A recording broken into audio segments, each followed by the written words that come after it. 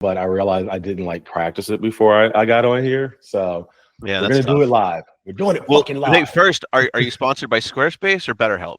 Both at the same time. Okay, all So right. yeah.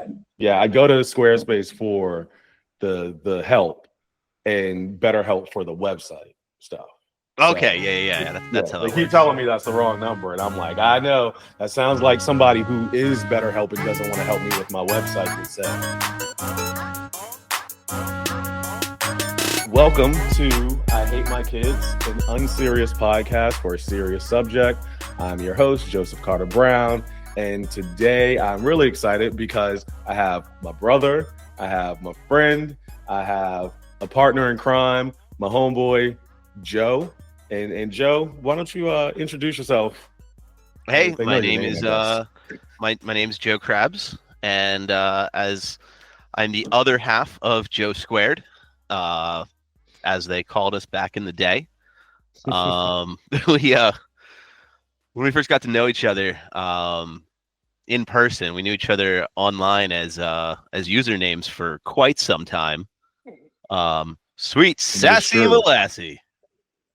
And Um, what were you, the crapper? That was I was the the crabber. crabber. Yeah, Um, yeah, we got to know each other at the Extreme Skins tailgates, and we were both named Joe, had similar senses of humor, and uh, we also both liked putting on hats. yeah.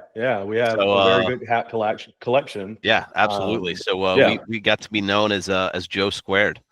yeah. I always enjoyed just hanging out. Like I was thinking about naturally when we went to Canton and it was just like we were always just the ringleaders of some low level crime, like breaking and entering into a hotel skeleton and standing on a roof.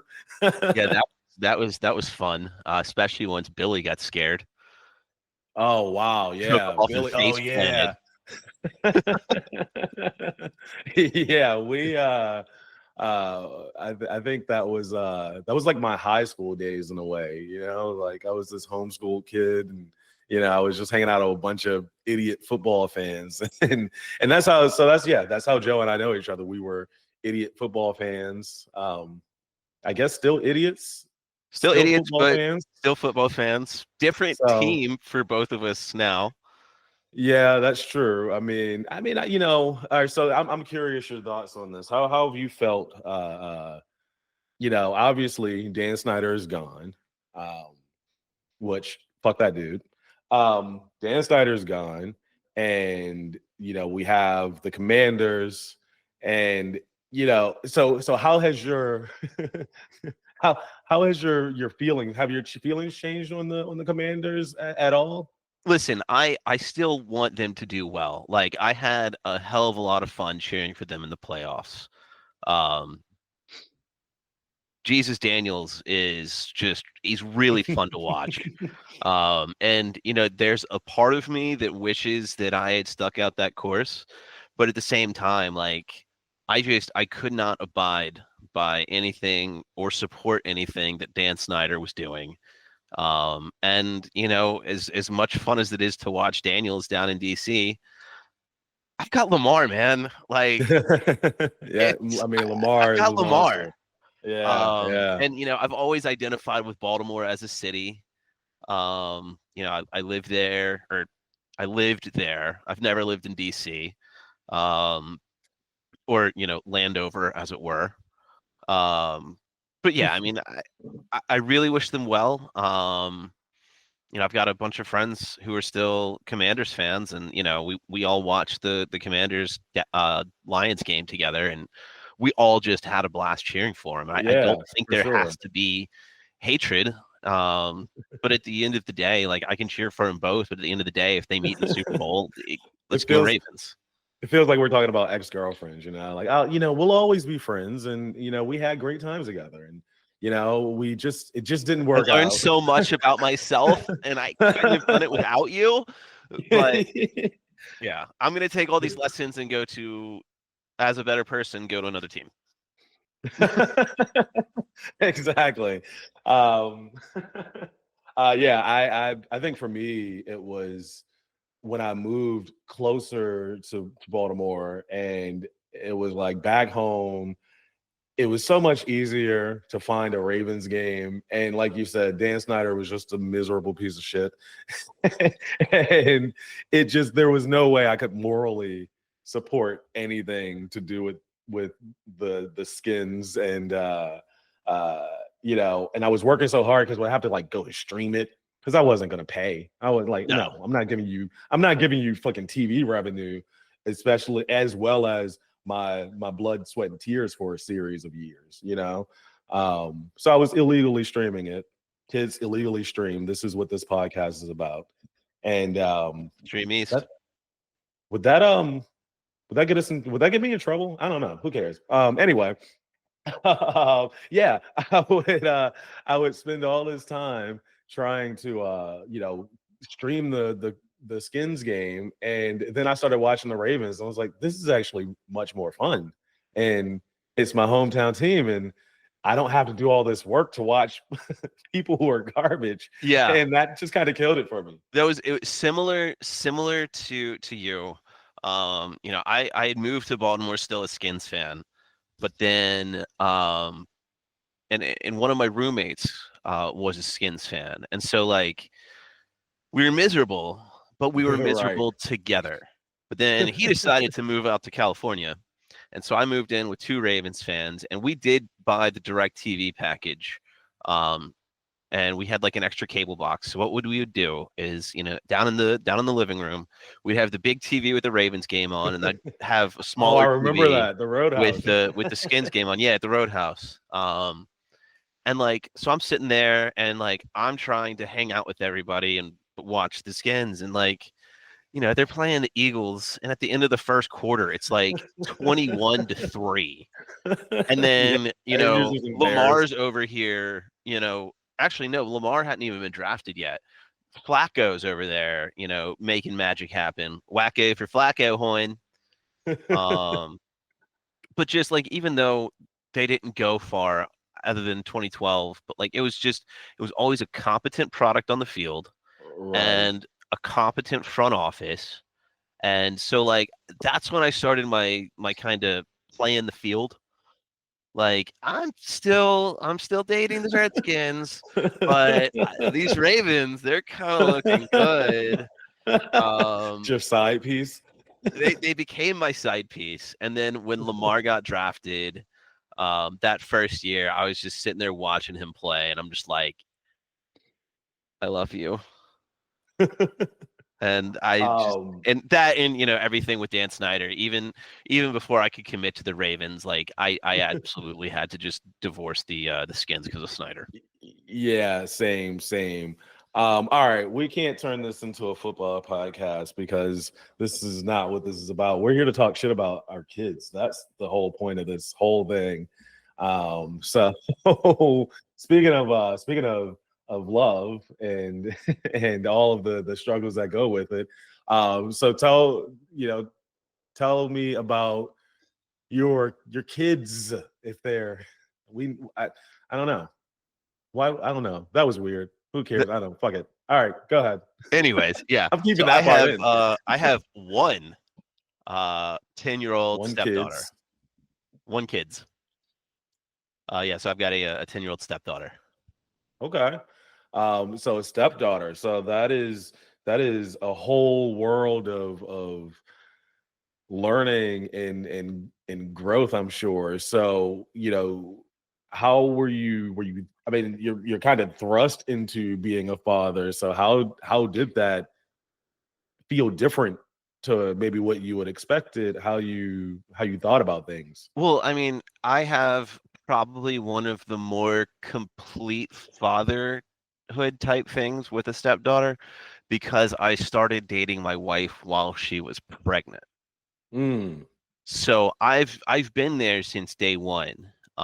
It wasn't like I came in when she was, you know, already born and, you know, there was an established life or whatever. So, you know, I've been there since day one. So, I mean, biologically, no, I am a stepdad, but like, to be honest, I'm just as much her dad as her actual dad is.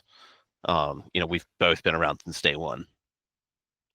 Yeah, and that's something that I was really interested in talking with you about, particularly because obviously we've known each other forever. So I know most of this story, right? And I've been around and seen you uh do so many things that I admired. And one of those things is, your relationship with uh, her father and how you all kind of work together. But I'm curious, uh, yeah, tell me a little bit about like what that adjustment was even like, and how you have maintained some of your sensibility and that balance, like you said, being as much her father as her real father. What's that balance look like? It's, I mean, it's weird.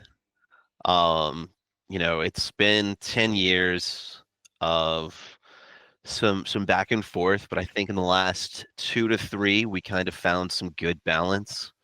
Um, you know, he wasn't around as much when she was younger, but as she's grown older, he's become more and more involved. I mean, he was always around. He would always see her, Right. but it wasn't as a consistent thing or even as long as it is now. Like he would take her, at the start it was once a month for an afternoon, and then it became, once a month for a weekend night, and then we started, getting more into a cadence of, he took her every Wednesday night, and we'd get her back Thursday.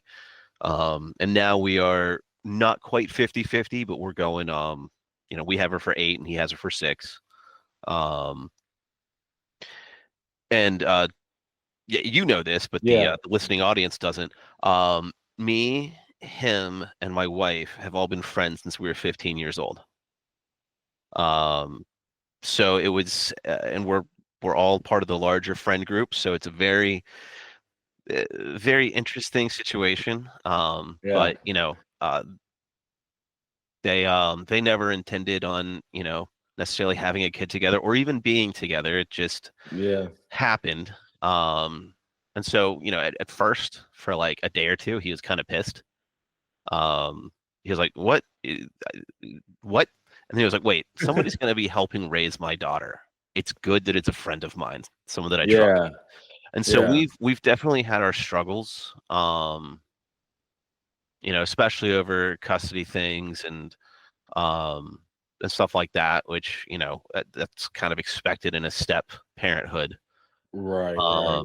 But And we it's my wife and I made a conscious decision that even when he would irritate us, we would not go nuclear. We would not make a yeah. big deal out of it because it's more important for us to all have a good relationship so that when the three of us are all in a room together, our daughter doesn't feel uncomfortable.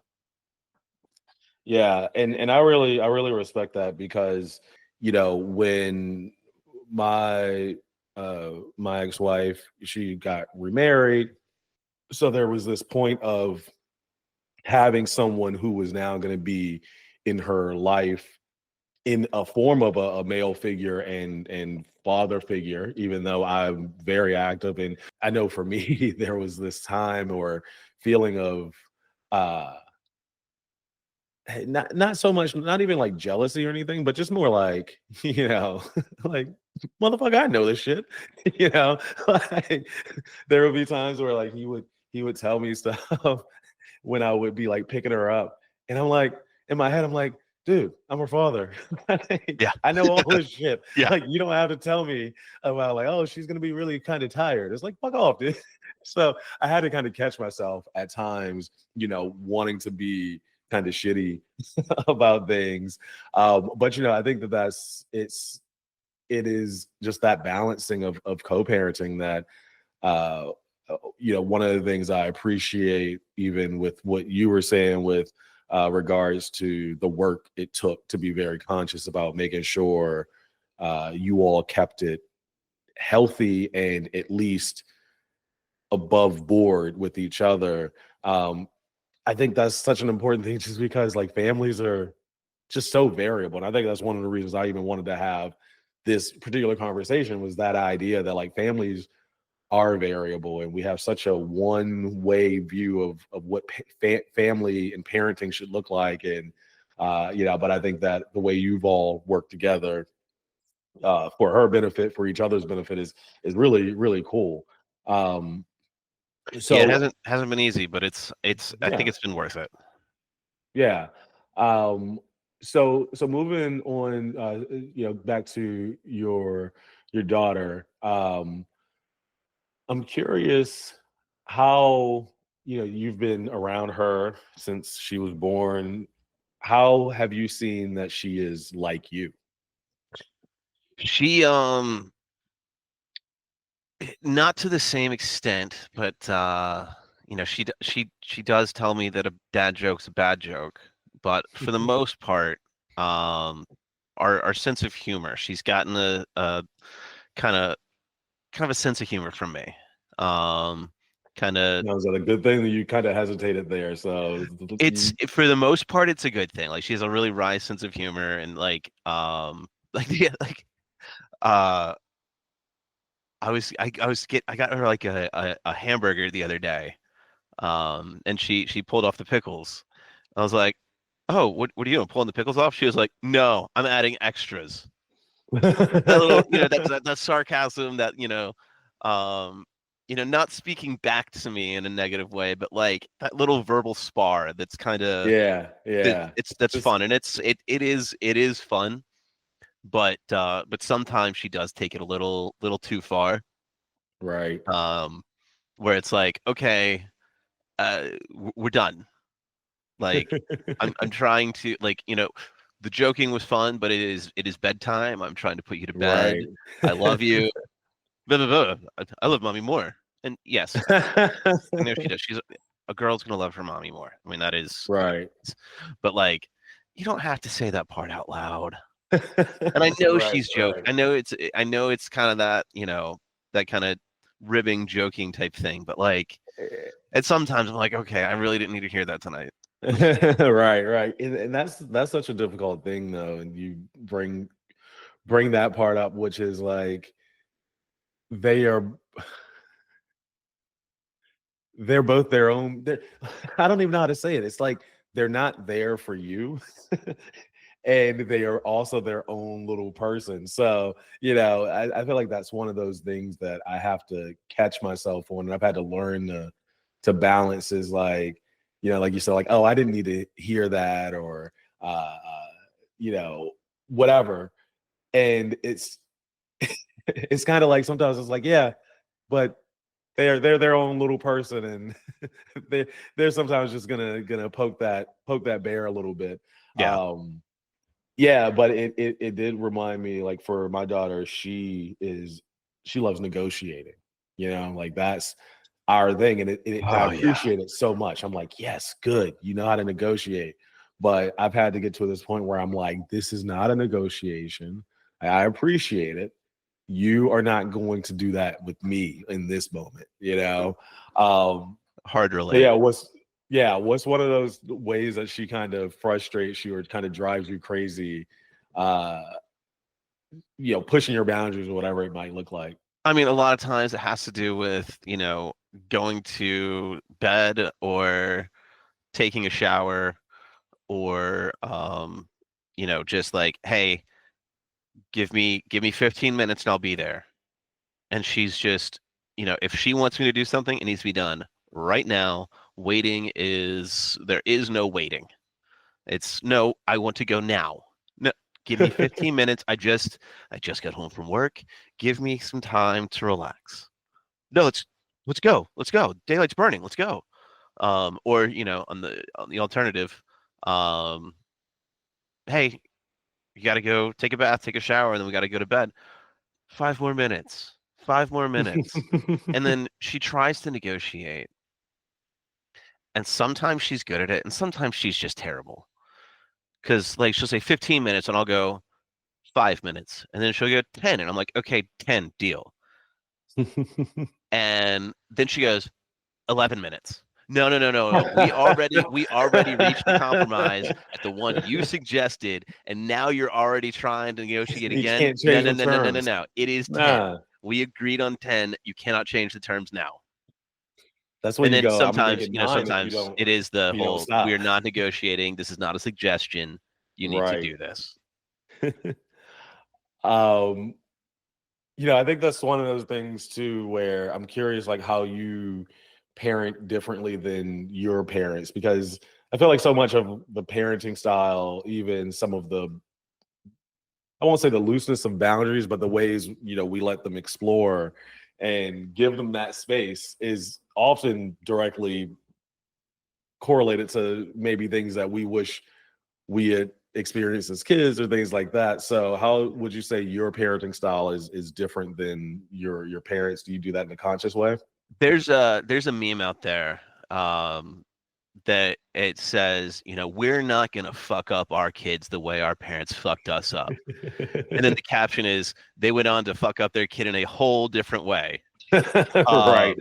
So like to say the main difference that we're doing, because both my wife and I grew up in very similar families, ones that entire lives and social lives revolves around the church and Yeah. religion.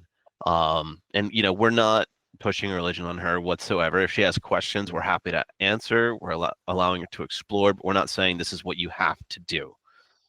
So we try to, when she is going through something, rather than, sitting down and let's pray together, we're trying to connect with her and have a conversation about, what's at the root of what's bothering her. Mhm. Now, sometimes she's receptive to that, sometimes she's not, but we make an honest effort to really kind of connect and get down to the core issue. And rather than just kind of pray it away. And additionally, we don't we don't spank her. That's I feel like that's like the hardest, not the hardest one, but like do you feel like I feel like there was almost this pressure from people like when my daughter was little, where it was like people would be like, oh, you better spank them, and I'm like, no, I'm not gonna do that.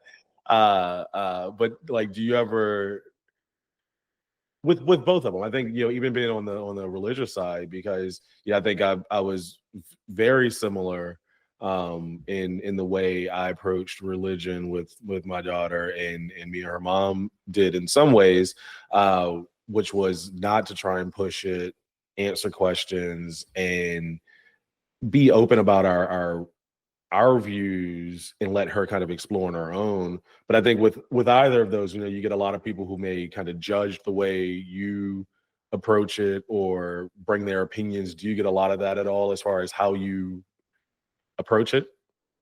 Uh, Outside of our families, no questions at all. Most of our friends are very understanding.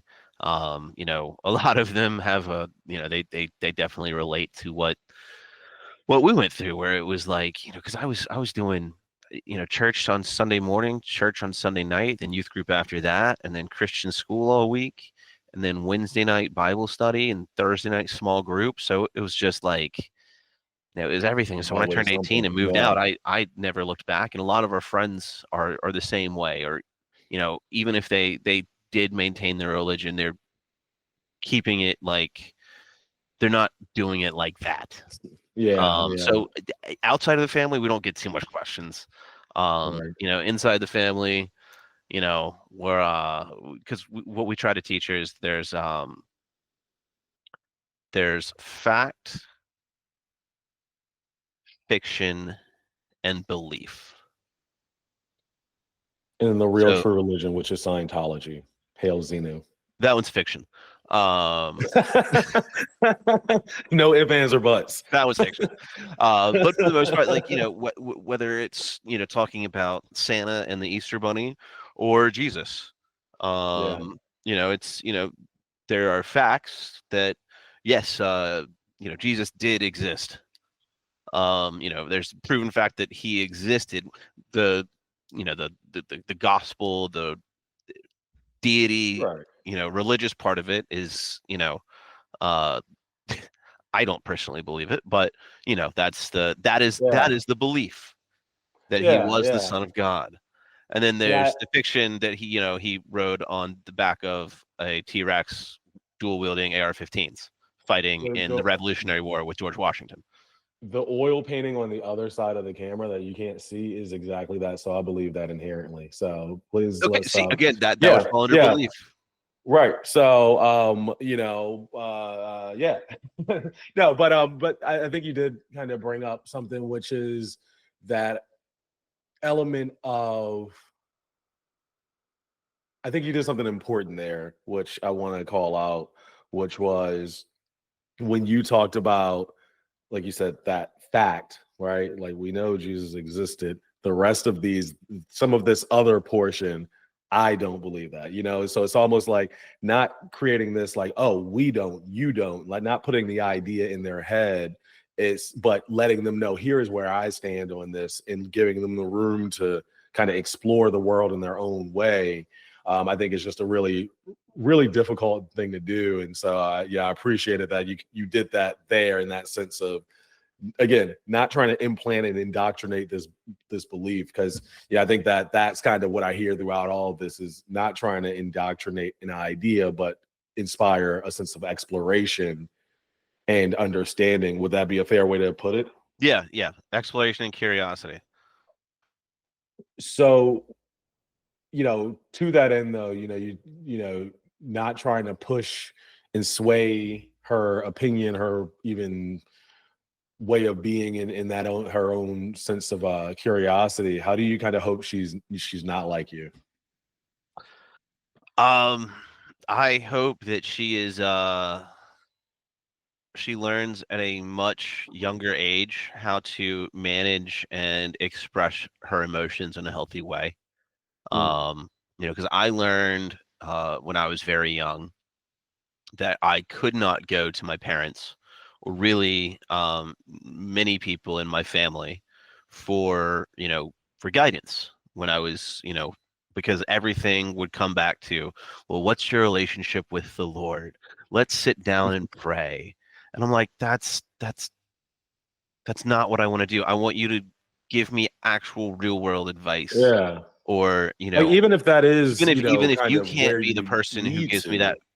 that advice, put me in touch with somebody who can. Yeah, Because like, yeah. you know, and it's quick aside, it's really nice when I go to visit my family, because they all live out of state, but I've got some cousins that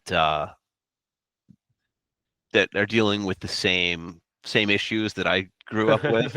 And Yeah, so like it's nice when like the three or four of us can go like just spend some time by ourselves. We're separated by generations. Like I think yeah. I'm 9 or 10 years older than one of them, and then she's older, 9 or 10 years older than the next one. Oh But wow. like So you all now have a that I'm solid pushing like. 40, we're all 21 plus, so we can all go drink some beers and There you just go. kind of relate.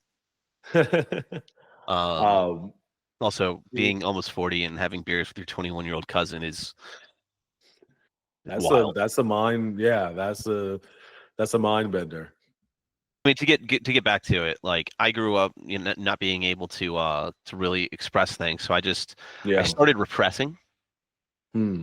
and just for the longest time, I was just, I mean, it's led me down a lifelong battle with depression, which I am officially as of 2 weeks ago, officially in therapy. So, hey, Hey, personal growth. congrats. Yeah, there Um, you go. but no, it was very tough for me to express emotions in a healthy manner, because I Yeah. never learned how to do it without just let's pray it away.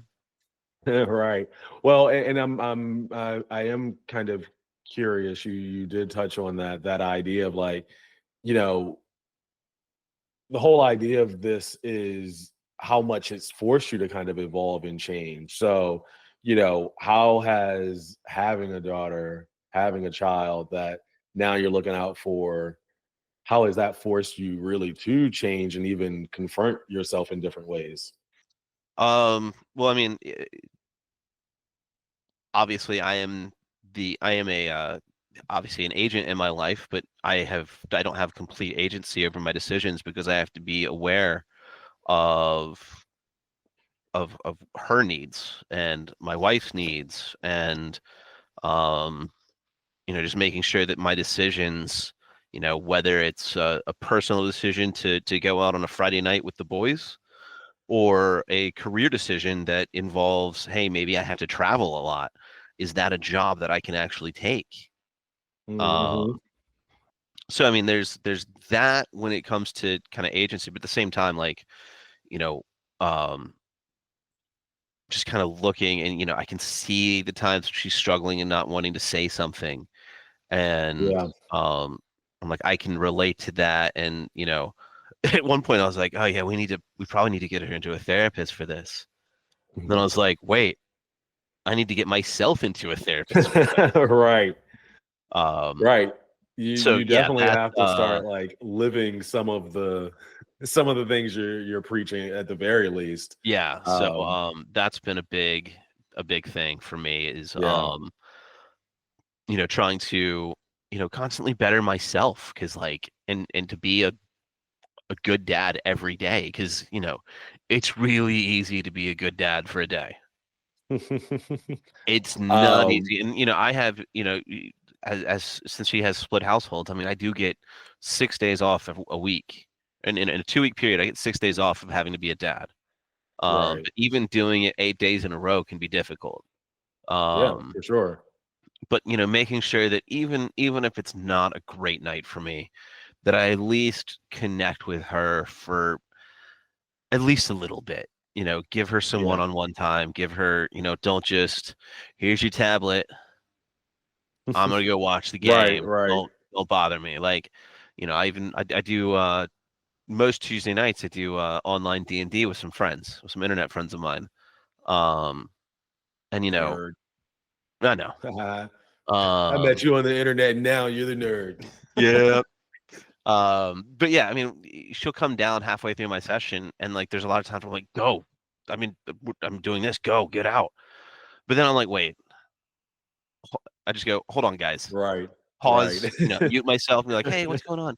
Hey, I just came down to say goodnight.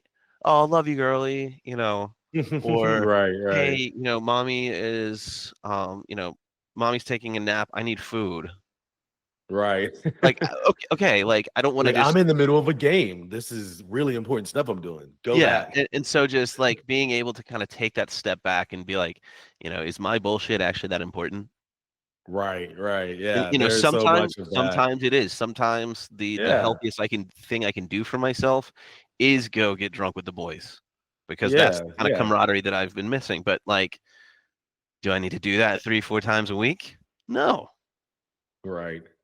And I mean, sometimes you just need to have that moment where, you just I think it's nice for kids to know you're human too, like and so I'm curious because you mentioned being a good dad, and I think that most of us would try and say that we are attempting to be good dads, but um do you have a favorite bad dad moment that stands So, out for you? um, listen, as to be a little vulnerable, there have been times when I've started to like raise my voice in a Yeah, aggressive tone, which makes her shrink back, and I'm like, I've never hit her, yeah, like, yeah. but like, it scares her, and so that's an actual bad dad moment. But Right. I have, again, that's kind of going back to the last question, forcing myself to evolve. Um, but I've worked on that, and um, when I do start to feel that kind of frustration, a lot of times I'm recognizing that, and I'm able to like reframe my mind or whatever. But when it comes to quote unquote fun bad dad parenting, um, there there's one that I just absolutely love. Um, my wife was, I think it was around Christmas time, and it's had been 5, 6 years ago. But we're me and my daughter, we're sitting here watching TV while my wife's in the kitchen making cookies, and she's making them from scratch. She's got the flour out. And so I go over, I'm like, hey, kid's name, you should go over, put your hands in the flour, and then grab mommy's boobs. And so she did. And to this day, I've got a picture of two toddler-sized flower prints right on my wife's tits. Oh, that's awesome. Um, I actually, That and I let her drive a golf cart by herself when she was like 6. oh, nice. I mean, Now that's I was still in the golf you got cart, to learn so somehow, and if something happened, I could have taken yeah, control. But for sure. when I Now, told was she the like owner sitting of on your said golf lap, cart, no, or were? Oh, okay. she had She the had wheel control. and the Nice. pedals. I respect But it. when I told the owners, they were like, "I'm glad she had fun. I'm glad you're okay. Don't do that again." Yeah, 'Cause I'm it wasn't sure even they were mine. like, they were sitting there like with the lawyer on speed dial, like, no, no, no. Yeah, those like little inappropriate moments, though. It's like, I don't know. It's fun. I have one actually that. Oh God, this is terrible. I'm gonna share this. People are gonna think I'm so bad. No, I don't know.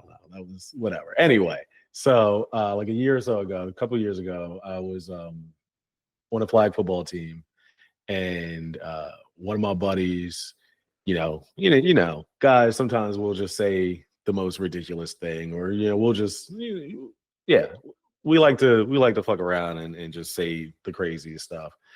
And so I'm walking on the field, and I'm, got some fruit and stuff with me. I have a banana, and one of my buddies, like one of my best friends on the field, he says something about the banana. He goes, "Oh, you gonna eat it?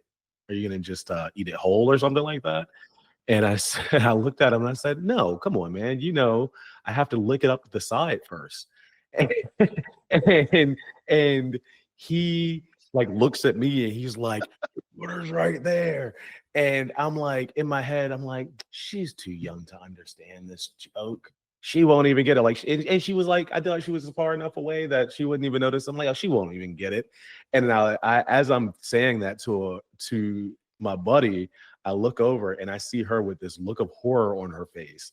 And I just looked at them and I was like, fuck, she understands that reference. Shit. Like I was like, God damn it. I can't believe it. Like the innocence is gone and I kind of helped contribute to it. Or at least I fucked around and found out, getting a little too close to the fire. Yeah, I do.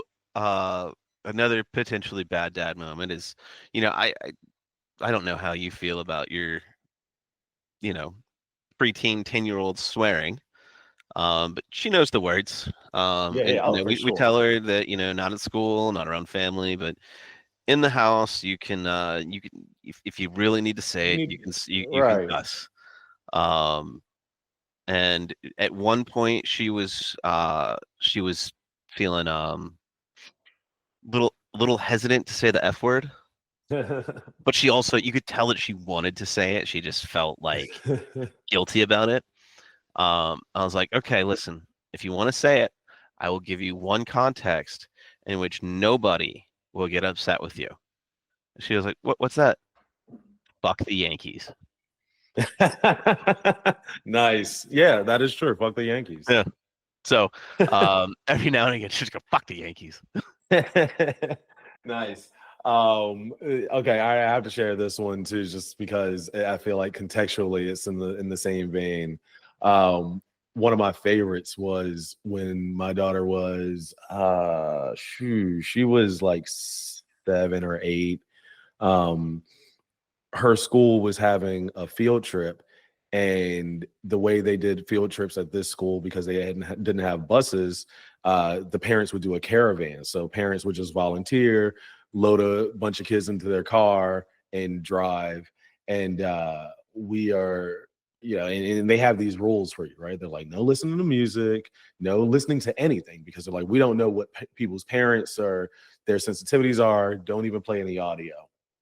And so, I volunteer for this, and I have my daughter and I think 3 of her classmates in the back seat.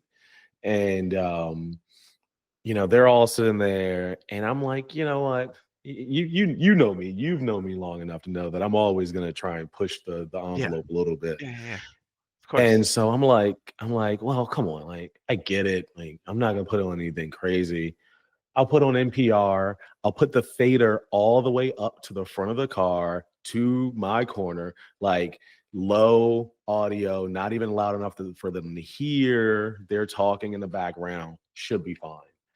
Um, so I'm sitting there, and of course, the fucking narc in the car is my daughter. Like, like she's daddy, you're not supposed to be listening to music. And I'm like, shut the fuck up. Like in my head, I'm like, come on, you fucking, you sold me out, fucking snitch. And I'm like, y'all can't even hear it. And they couldn't hear it, but there she goes, like having to be the police on this one, right? Yeah. And so I'm like, oh God. So I turn off the music, and a couple of the little girls are like, why can't you listen to music? And then, they start talking about why you can't. Well, yeah, blah, blah, blah. And the littlest girl, like, looked like she should be in like a commercial for like suntan lotion, like one of those kids, just super cute little kid. Uh, she's like, well, I get it because my brother, he listens to the craziest music. He listens to rap, like crazy rap music, and they say so many words. They say the A word, they say the B word, they say the S word, they even say the F word.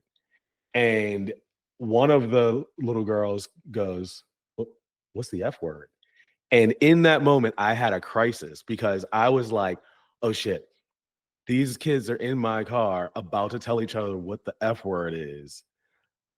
And I'm like, I think I should I stop them? And then I'm like, so I'm doing the calculation out in my head. I'm like, well, if I stop them, then when they get out of the car and they get to their friends, they'll be like, Mr. Carter, we got in trouble. And they go, why? Well, because he wouldn't let us say the F word. And then the other kids go, well, what's the F word? And then next thing you know, it's a pandemic. It spread throughout the entire school. Everybody's saying the F word.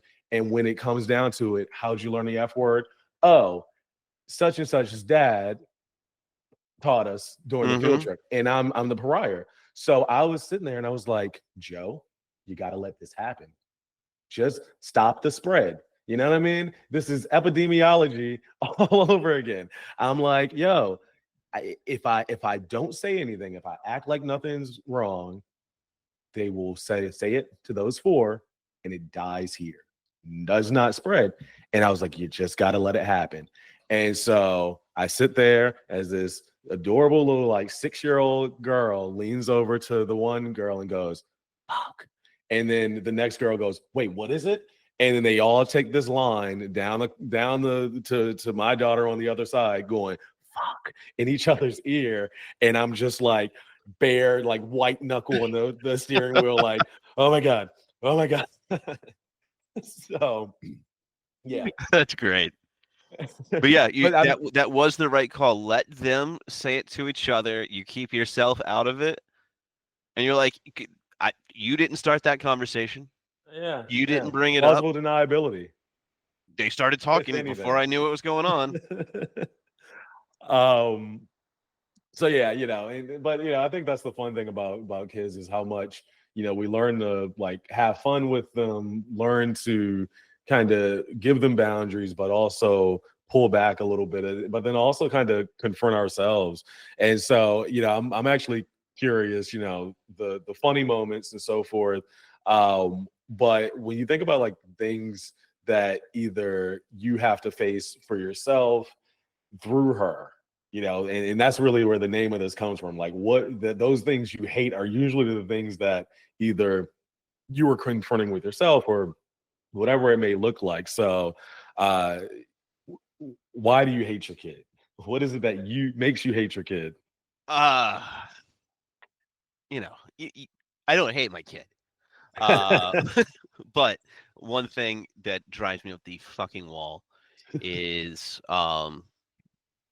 as excited as we are to get her back, after she spent the weaker, whatever days with her dad, is the the personality change in her when she's with him Oh yeah. versus the personality that she exhibits with us.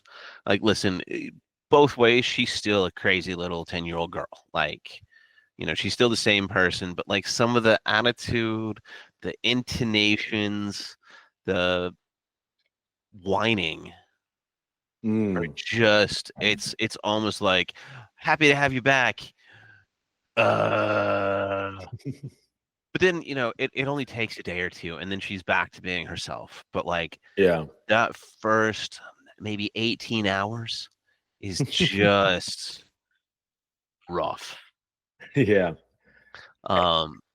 That and she this one's a little bit more lighthearted.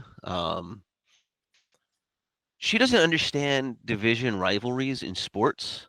Oh my And God. she Yeah. is wholly convinced that she can be a big Orioles fan, which is what she should be, Right. and a Red Sox fan. Oh, come Like on. what? No. Like you can make an argument the Red Sox are worse eh, are worse than the Yankees. Eh, in the way that the Eagles are worse than the Cowboys, I feel like Yeah. yes. Yeah. Yeah. Found recent Yeah. success and won't shut the Yep. fuck up about it. Yeah, exactly. And in a place where the people were just Already insufferable. annoying and Yeah, like insufferable you to already begin don't with. want them to win anything. Like at Yeah. least the Yankees, they're the evil empire. Like they're known Right. for this. This is what they've been. Like they are who they are. But then the Red Sox are always like, "We're a poverty franchise. We're a poverty franchise. We're the best. Fuck you, Right, Chowder." right. Yeah. Yeah. Chowder. Yeah, no, she's gotta grow out of that. So Um, yeah, that's yeah. just a little pet peeve. It's not a Yeah, of something course. And I'm gonna have to yeah. fix her. But No. yeah, I mean, really, it's that personality change. And then I think this is probably common with kids. Um, always wanting something new. I want Okay. more, Hey, you have all these toys. I don't want to play with any of those. I want more. I'm bored. Yeah. But that's kids. That's kids. Yeah. I mean, So like I'm pretty sure we're the same way, right? How many reels do we send each other a day at this point? I've been slacking off and only sending like 2 or 3. I know. I've been crying in the shower. Like he Well, doesn't love good. me anymore. Oh, okay. If that was your intention, you're doing a great job then. That's not my intention, but it's good. It's healthy for you to release Okay. those emotions. There we go. There we go. Look at you. You're just doing your parenting job. No The matter where copay you for go. this session is going to be $50. So go ahead and wire that over to me when you get a chance. Damn it. Look, man, I'm raising my daughter to be nothing like me because I can't afford therapy. I just like, just So that's the she's just going to reason be I an do this. absolute liability. Yeah. Exactly.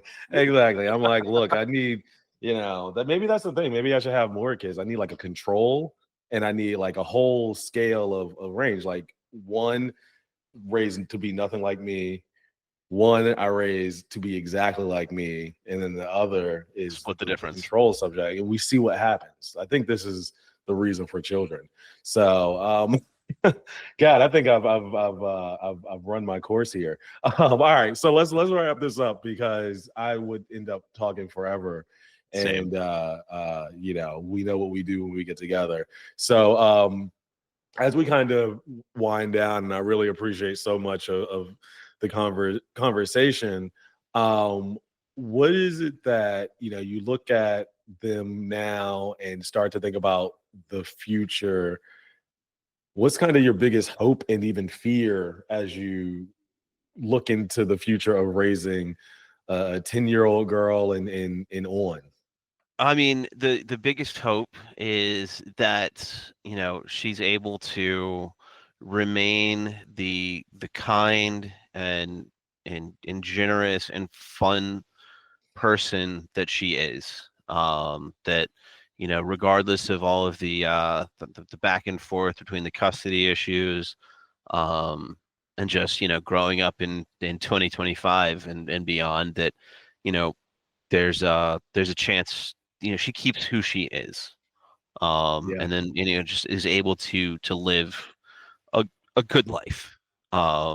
with good friends, maybe a partner down the road, but just, that she retains the core of who she is and she's able to deal with her demons um in a healthy manner. Um but when it comes to fear, what kind of fucking world are we leaving for her? Oh God, yeah. Like with Project 2025 and Trump and just the erosion of rights left and right and the decaying environment, like what life will there be for her to live?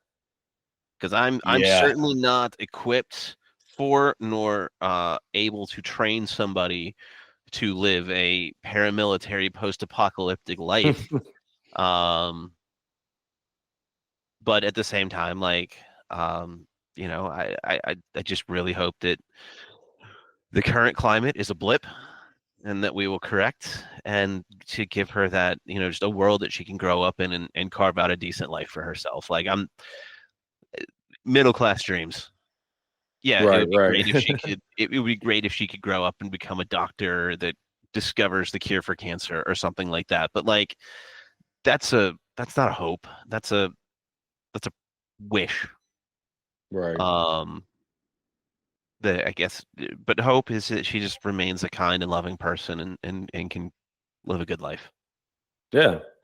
Well, I think that is a great note to end on, and I can say, having known you for so long, and her for her entire life, and knowing your wife, and the way you operate, the way you all have all worked together, and just seeing her grow, which I need to see her soon. Yes, you do. It's Um, been a minute, and and yeah, and me yeah. with yours. Yeah, and this is actually something many of you don't know. Joe is also my daughter's godfather. So, um, Uh, uh, to be you fair, I'm a know, deadbeat our godfather. I mean, we're both heathens. We have already established. So we're just like, this is a thing we do, I think. And and we're all like, borderline introverts, or if not completely. So I think just the idea that we're like, hey, we're gonna do something, and then we don't is enough. It's just like doing something. Yeah, exactly. Like, listen, I'm in sales, so like I spend my entire day having to talk to people. When I get home, it's like there's like three people I want to talk to, and that rotates. Right, right. Exactly, exactly. So you can only do so much, but no, with that said, it's always love, man. And I Yeah, love man. you, love all of you, and just, am super honored that you would trust me with this story, because I know that, we go through our ups and downs as parents, and as fathers, and our growth, and the stresses and so forth, but really, man to man, seeing the way you have, I remember when you even said to me that time, like, yeah, like, no, she's my daughter. It doesn't matter what anything else is. She is my daughter. That is something I will always remember, respect, and look at as a model of just, what it means to really love another person, be selfless. So I just want to commend you on that. And I'm glad to get a moment to share this with you, and just, have this time. So thank you, man. Yeah, man. Thanks for having me on. And yeah, it is funny because I consider her my daughter. She gets mad if anybody calls her my stepdaughter, but if somebody says that's your dad, she goes, no, that's my stepdad.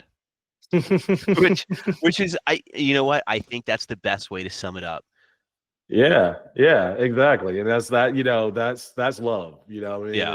it's recognizing the uniqueness of it, and I think that's really, really cool. And I'm glad you all have that relationship. Thank you so much once again for listening. Please subscribe, like, follow on whatever podcasting platform you're using. If you have any inquiries or comments, feel free to reach out to me at ihmk@dosomething.design and let me know what you thought about the show. If you have any questions, or just send me spam. I don't know. This has been a Do Something Design production. All audio edited by me, Joseph Carter Brown. Intro music is Beat 10 by the Open Music Archive. And exit music is The Georgia Stomp by DJ Assault. Both are licensed under the Creative Commons Attribution 4.0 license, available at creativecommons.org/licenses/by-SA/4.0.